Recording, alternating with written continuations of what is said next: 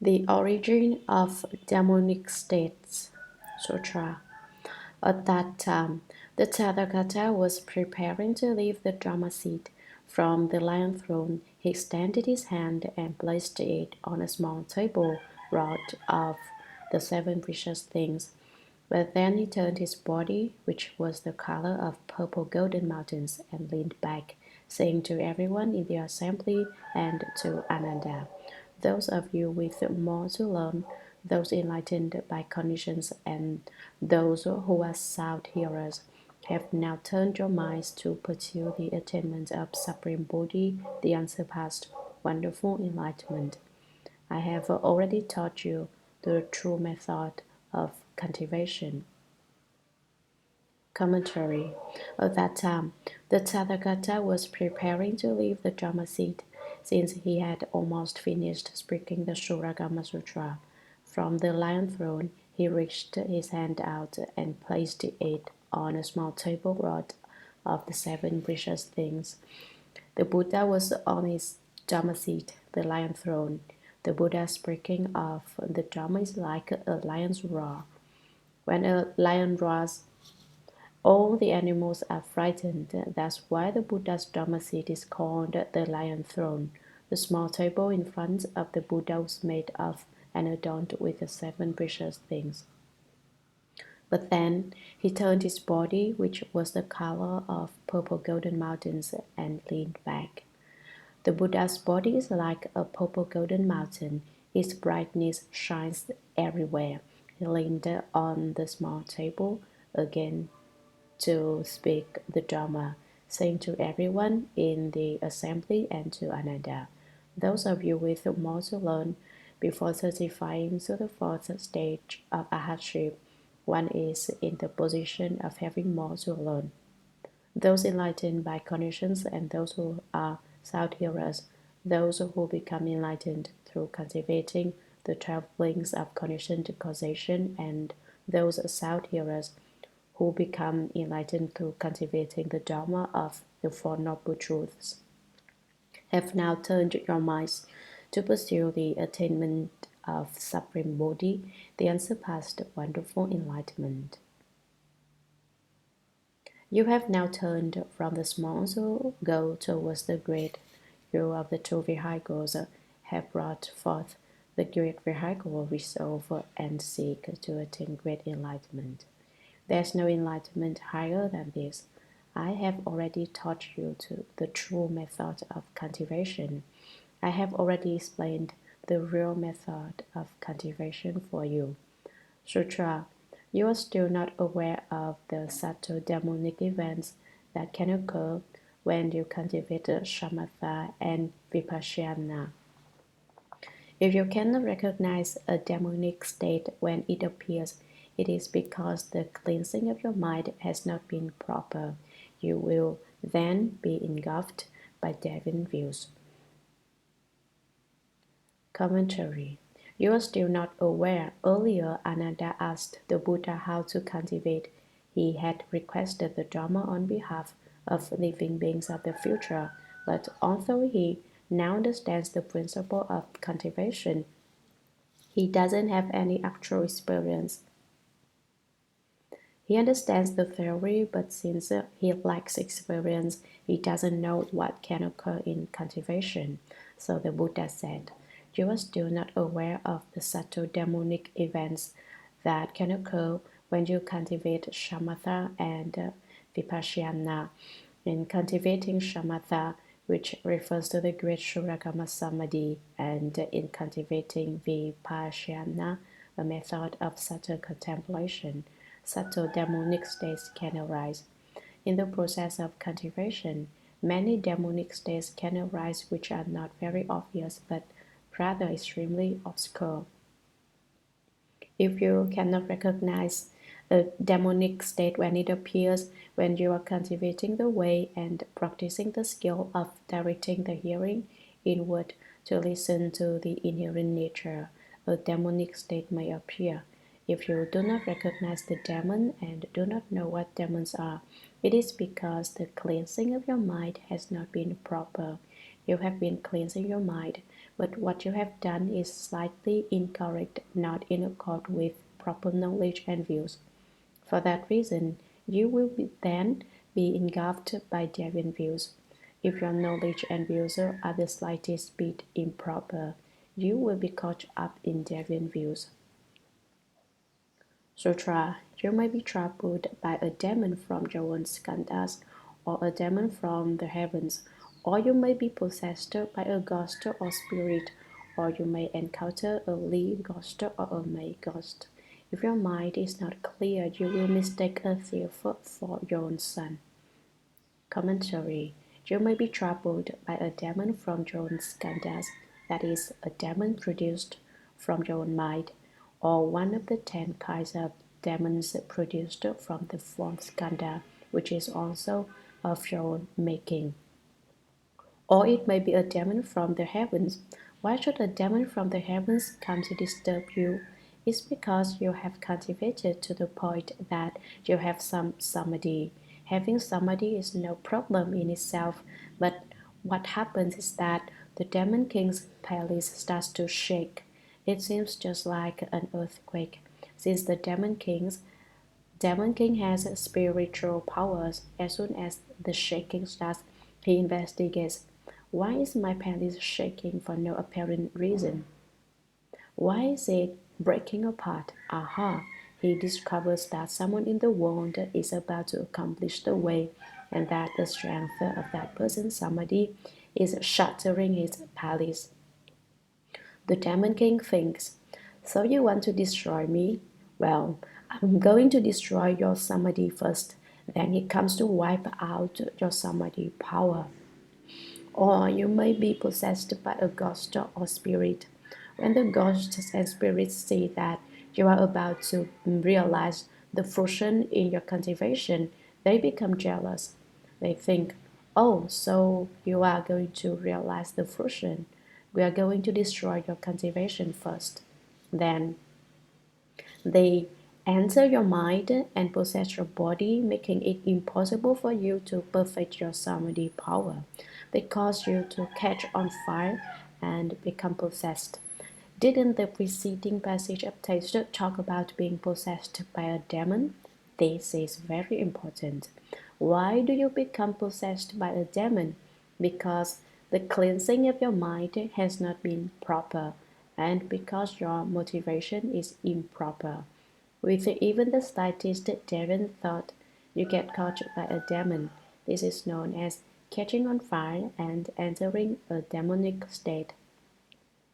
Or you may encounter a Li ghost, or a Mei ghost, or a Wan Liang. Those are types of ghosts and goblins. If your mind is not clear, you will mistake the thief for your own son. If you encounter such a state and fail to recognize or understand it, you will end up mistaking a thief for your son. Think about it. How can they not rob or steal your possessions? If you invite a thief into your home, then all the priceless treasures in your house will be stolen. What are your priceless treasures? I will tell you frankly. And be sure to remember this. You should believe what I say. Whatever you do, don't fail to believe what I say. Why? Because it is important for your future and to your life. What are your treasures?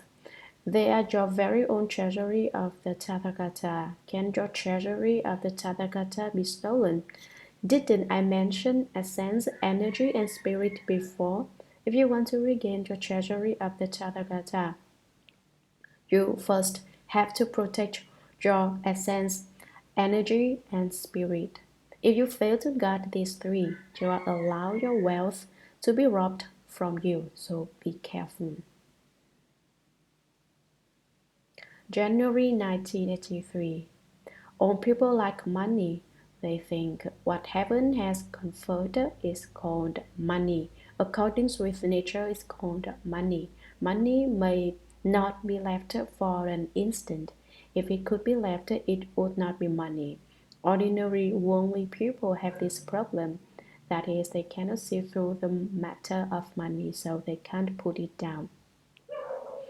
It wouldn't be so bad if you were the only one poisoned by money, but do you also want to poison your children and grandchildren? So you leave money for your sons and daughters. Your children then leave money for their children, and they in turn leave money for their children. Passing the money back and forth, people are so poisoned by this toxic substance that they can't even catch their breath. This is really frightening. Therefore, here we tell everyone that money has poison on it. You still don't believe it though, and you always want to be very close to money. You've been poisoned by it, and the harmful effects will poison your children and grandchildren as well in all the generations to come. In the past, I've said this many times. People think saving up money is a good thing, but people who cultivate the way should not take money so seriously. They need not save money. We don't need to think money have not been left for an instant. We should change the phrase around to say what heaven has conferred is called the Dharma. Accordance with nature is called the Dharma.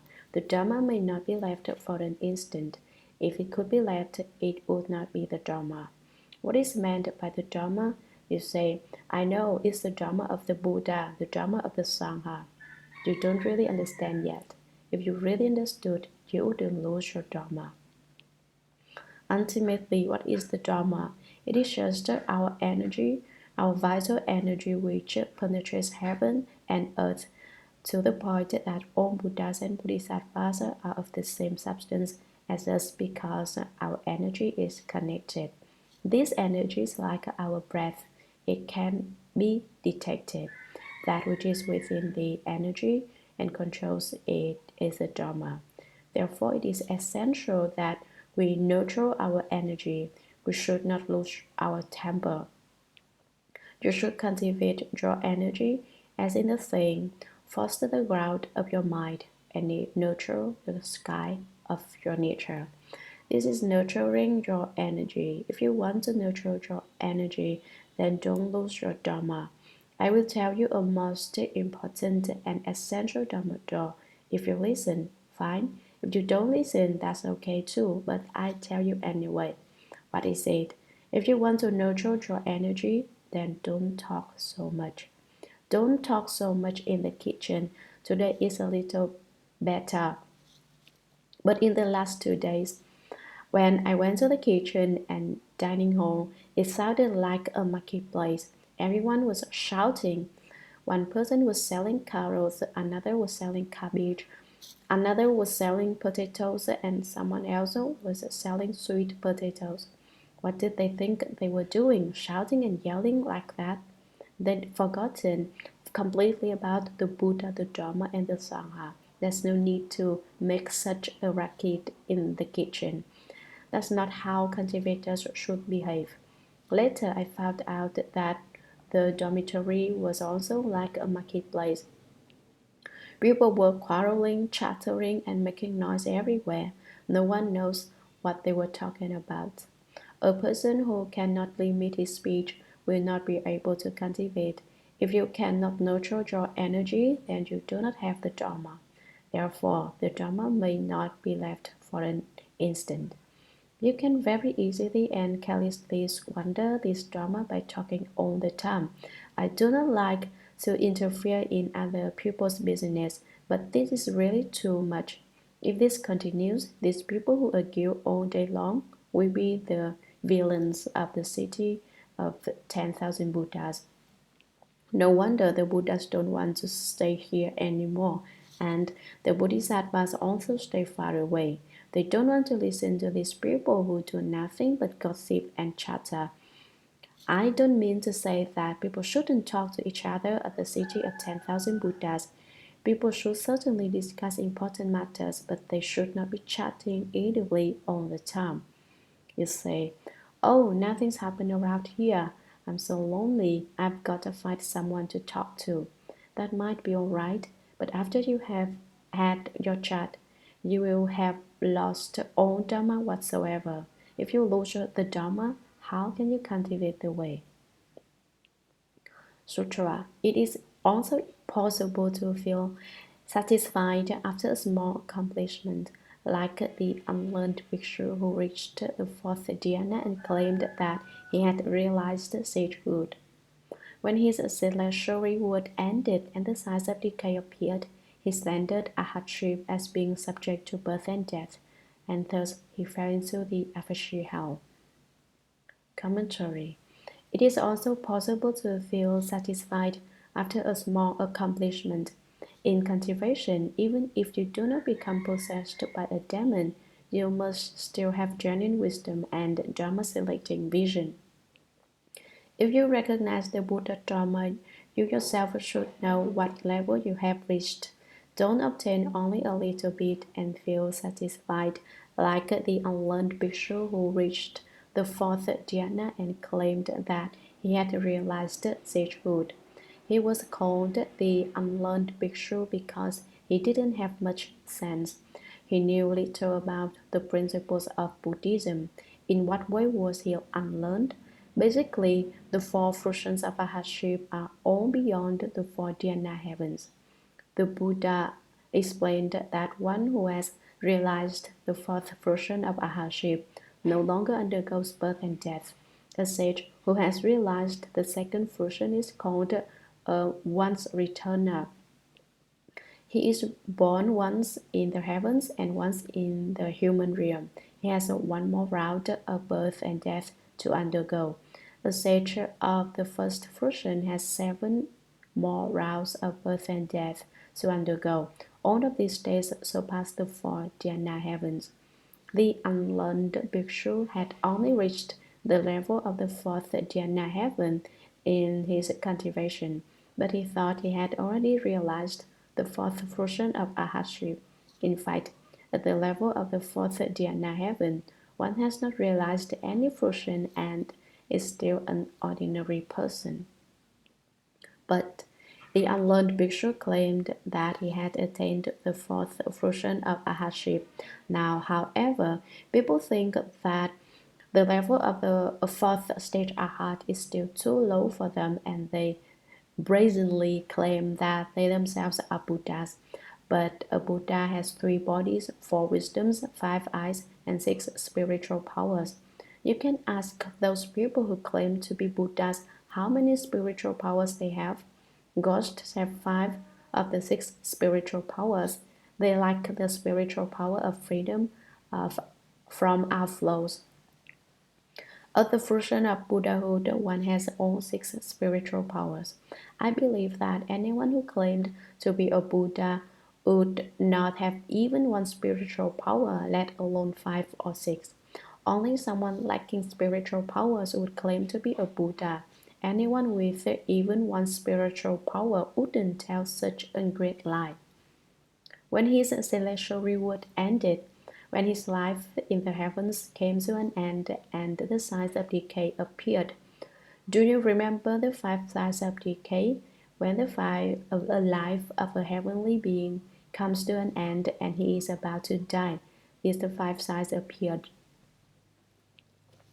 He slandered Arhatship as being subject to birth and death, and thus he fell into the Avashi hell.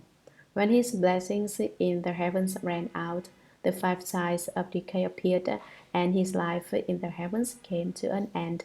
The unlearned bhikshu got angry. What was he angry about? He said, I've been deceived by the Buddha. The Buddha is a charlatan. He said that when you realize the fourth fruition of Ahaship, you don't have to undergo birth and death ever again. Why is my life coming to an end now? Why do I have to be reborn? Why do I have to undergo transmigration again? The 5 signs of decay are the flowers on the gods' crowns wilt, their clothes become dirty, their armpits sweat, their bodies become smelly and filthy, and they cannot sit still. Buddha is a liar. Guess what happened when he slandered the Buddha like that? He fell into the Avashi hell. The Avashi hell is also called the relentless hell. Basically, he had not realized the fourth fruition of Ahaship at all, but he claimed that he had. When he used up his celestial blessings and reached the end of his life, he fell into the lower realms. He did not realize his mistake and said that the Buddha had spoken the Dharma incorrectly. In fact, the Buddha had said, "You have not realized the fourth fruition of a hardship. If you had, naturally there would be no more birth and death for you. How could the five signs of decay appear?" Upon slandering the Buddha, the unlearned bhikshu immediately fell into the relentless hell, the Avashi hell. Where do you suppose those people who claim to be Buddhas go? I don't know where they end up. Sutra, you should pay attention. I will now explain this for you in detail. Commentary. You should pay attention, Ananda. You should pay special attention. Listen carefully. I will now explain this for you, Ananda, and for everyone else in great detail, so don't disappoint me. Sutra. Ananda stood up and, with the others in the assembly, who had more to learn, bowed joyfully. They quieted themselves in order to listen to the compassionate instruction. Commentary. Ananda stood up immediately and, with the others in the assembly, the great bodhisattvas, the great arhats, the great bhikshus, and those who had more to learn, people at the first, second, and third fruitions bowed joyfully.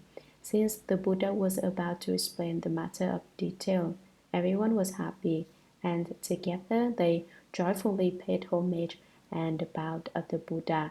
They quieted themselves in order to listen to the compassionate instruction.